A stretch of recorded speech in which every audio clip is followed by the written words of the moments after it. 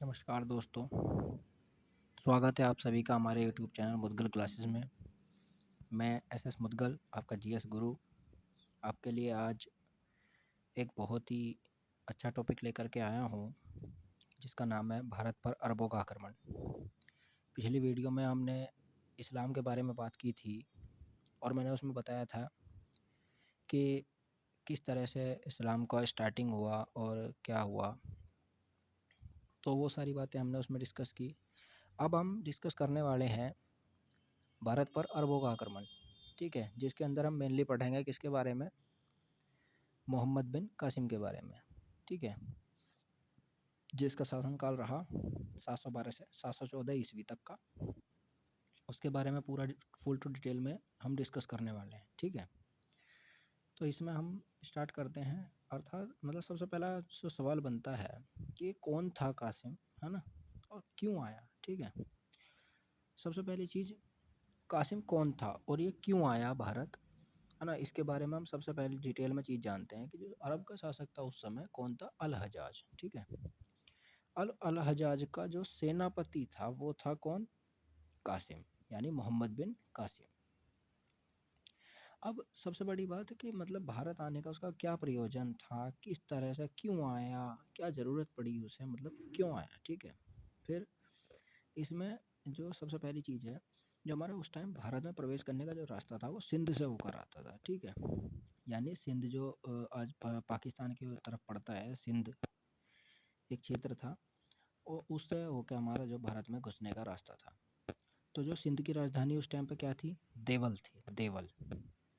और उस टाइम पे जो बोलते हैं ना देवल जो राजधानी थी, उस टाइम पे देवल पे बंदरगाह हुआ करता था एक, देवल बंदरगाह, जहाँ से अरबों के जहाज होकर गुजरते थे। और उस समय उस जो क्षेत्र का जो राजा था वो था दाहिर, जो कौन से वंश से रिलेटेड था, ब्राह्मण वंश से, ठीक है। ब्राह्मण वंश का एक शासक था दाहिर, जो वहाँ का राजा था। तो क्या हुआ कि उस समय जितना भी जो अरबों के जहाज वगैरह जाते थे वो सब देवल बंदरगाह से होकर जाते थे। तो एक बार क्या हुआ, 712 में जो दाहिर के सैनिक थे उन्होंने अल हज्जाज के जहाज़ों पर आक्रमण कर दिया। तो उनके जितने भी जो सामान था उसको कब्जा कर लिया। तो जैसे ही पता चला अल हज्जाज को कि उसके जितने भी जहाज़ों को किडनैप कर लिया गया है या हाईजैक कर लिया गया है, उस तरह से मतलब, तो जैसे ही अल हज्जाज को पता चला तो अल हज्जाज ने कासिम को बोला, कासिम को एक बोलते हैं कि आदेश दिया कि जाओ भारत और जाकर देखो कि क्या कंडीशन है। उसके बाद कासिम भारत आया और जब भारत में एंट्री हुई तो उसने क्या क्या काम किए, अब देखो। सबसे पहली चीज़ जो इसका काम था, हिंदुस्तान आने के बाद जो सबसे पहला काम था इसका वो था कि दाहिर राजा को, सबसे पहले तो दाहिर राजा से लड़ाई करी इसने, 712 में लड़ाई करी तो उन्हें हरा दिया।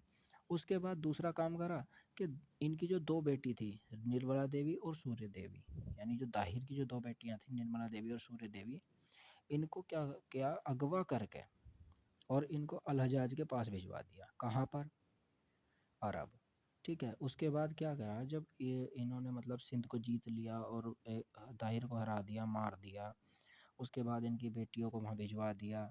तो उसके बाद जो सिंध वासियों के सामने भाई एक ही चॉइस थी कि जो उनका शासक जो बन चुका था वो बन चुका था कौन, मोहम्मद बिन कासिम। तो मोहम्मद बिन कासिम ने उनके सामने दो शर्तें रखी। सबसे पहली शर्त थी या तो इस्लाम कबूल करो या फिर जजिया दो। और जो जजिया को हिंदुस्तान में लागू करने वाला जो पहला व्यक्ति था वो कौन था, कासिम। अब सबसे बड़ी बात यहाँ पे एक नया वर्ड हमें सीखने को मिला है, क्या, जजिया कर, ठीक है। तो जजिया कर क्या था उसके बारे में थोड़ा डिटेल में बताते हैं। जो जजिया कर था ये एक प्रकार का कर था जो गैर मुसलमानों के द्वारा दिया जाता था, ठीक है। तो अगर मतलब जो भी इसमें यहाँ पे इस्लाम को कबूल करने से मना करता था उसी पर लागू करता था जजिया, ठीक है। और जजिया जो है वो विधवाओं से, विकलांगों से और ब्राह्मणों से, इन तीन व्यक्तियों से नहीं लिया जाता था। और बाकी जितने भी हैं इन सबको छोड़ के गैर मुसलमानों को जजिया देना जरूरी था। और उसके बाद जजिया का कर का मतलब बोलते हैं इसकी कितना देना पड़ता था, तो अब उसके बारे में जानते हैं कि जो है अपनी आय का आधे से 2/3 भाग उनको देना पड़ता था, ठीक है। फिर उसके बाद जो है आगे देखते हैं इसने अपने मतलब शासनकाल में जैसे मान लो भाई लूट-पाट वगैरह तो करी, लेकिन उसमें अच्छे कार्य क्या करे वो देखते हैं। सबसे पहली चीज़ भारत में जो स्वर्ण सिक्के चलवाए, जिन्हें धीरम सिक्के कहा जाता था, सबसे पहले किसने चलवाए? कासिम ने चलवाए। फिर दूसरी चीज़, खजूर की जो खेती भारत में शुरू हुई, वो कासिम के द्वारा की गई। और दूसरी बात, अब ऊँट पालन किया, मानसून शब्द भी अरबों ने ही स्टार्ट किया भारत के अंदर।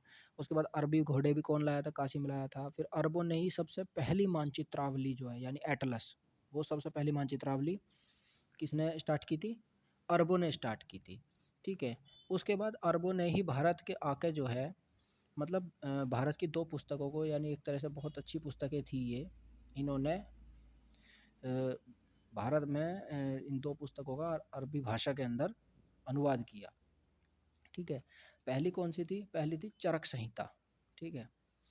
जो कनिष्क राजा कनिष्क होते थे, उनके दरबार में एक राजवैद्य था उनका, वो था कौन? चरक, ठीक है। तो उन्होंने लिखी थी क्या? चरक संहिता। अब चरक संहिता के बाद दूसरी किताब थी पंचतंत्र। पंचतंत्र कौन-सी थी? पंचतंत्र जो है वो गुप्त काल में विष्णु शर्मा के द्वारा लिखी गई, जो बाइबल के बाद विश्व की दूसरी जो है सबसे प्रसिद्ध पुस्तक थी, कौन-सी? पंचतंत्र। गुप्त काल में विष्णु शर्मा के द्वारा लिखी गई थी और कालिला वादिमना के नाम से इसको जो है पंचतंत्र को इन्होंने अनुवादित किया, ठीक है। उसके बाद कासिम जो है वो 2 साल तक शासन किया कासिम ने, लेकिन उसी बीच क्या हुआ कि जो ताहिर की बेटियाँ थी, कौन-कौन सी? निर्मला देवी और सूर्य देवी। इन दोनों ने अल-हज्जाज को कासिम के खिलाफ भड़का दिया। उन्होंने क्या बताया कि जी अल-हज्जाज को बताया कि हमें आपके बेटों के लिए भेजा गया था, दोनों के लिए, ठीक है। लेकिन कासिम जो है वो हमारी बोलते हैं ना इज़्ज़त आबरू वगैरह पहले लूट चुका है, ये उन्होंने उसे बता दिया। अल-हज्जाज को गुस्सा आया, तो क्या हुआ कि जो कासिम को बुलाया उसने एकदम 714 ईस्वी में, और वहीं बुला के उसकी जो है मृत्युदंड दे दिया। इस प्रकार जो है मोहम्मद बिन कासिम का अंत हो गया। और अब हम आगे नेक्स्ट वीडियो में हम कवर करेंगे तुर्किश इन्वीजन इन इंडिया, यानी मतलब भारत में तुर्कों का आक्रमण। तुर्कों के आक्रमण में हम क्या पढ़ने वाले हैं नेक्स्ट वीडियो में? तो उसमें हम पढ़ेंगे महमूद गजनवी के बारे में, ठीक है। महमूद गजनवी, जो सोमनाथ के मंदिर का आक्रमण बहुत ही प्रसिद्ध आक्रमण था, ठीक है।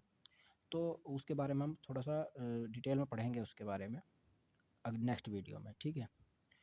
तो दोस्तों, आप सभी को अगर ये वीडियो पसंद आई हो तो अपने वीडियो को प्लीज़ लाइक करें, शेयर करें और कमेंट करें, और हमारे चैनल को सब्सक्राइब करना ना भूलें, और साथ ही बेल आइकन को प्रेस करें, ताकि हम हमारी जितने भी वीडियोज़ हैं उन सब की लेटेस्ट अपडेट्स आपको टाइम पर मिल जाए, ठीक है। थैंक यू, और आपका दिन शुभ हो। Have a nice day. Bye bye.